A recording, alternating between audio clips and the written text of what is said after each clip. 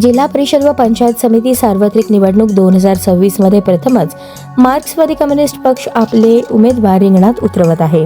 या निवडणुकीत पंचायत समितीसाठी 5 तर जिल्हा परिषदेसाठी 1 उमेदवार उभा करण्यात आला आहे।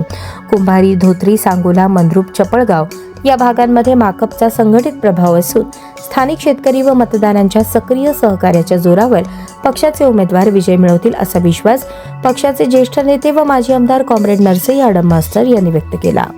विशेषतः रेनगर, गोदताई परुळेकर नगर, कुंभारी व लगतच्या परिसरात पक्षाची मजबूत पकड आहे। जिल्हा परिषदेसाठी कुंभारी मतदारसंघातून प्रियांका दोंतुल या उमेदवार रिंगणात आहेत। येत्या 8 फेब्रुवारी रोजी त्यांचा विवाह असला तरी त्या कॉम्रेड नरसई आडम मास्टर यांचे जुने सहकारी व ज्येष्ठ कार्यकर्ते असलेल्या कुटुंबातून असल्याने त्यांना ही संधी देण्यात आली आहे।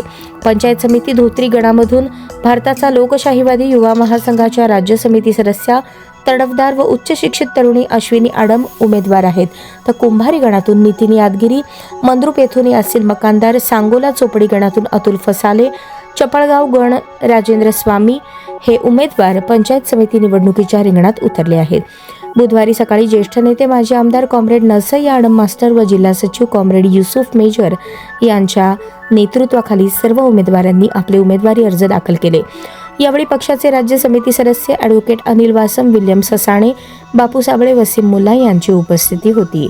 ग्रामीण भागातील शेतकरी, कामगार व सर्वसामान्य जनतेच्या प्रश्नांना प्राधान्य देत ही निवडणूक लढवली जात असल्याचे माकपच्या वतीने सांगण्यात आले आहे।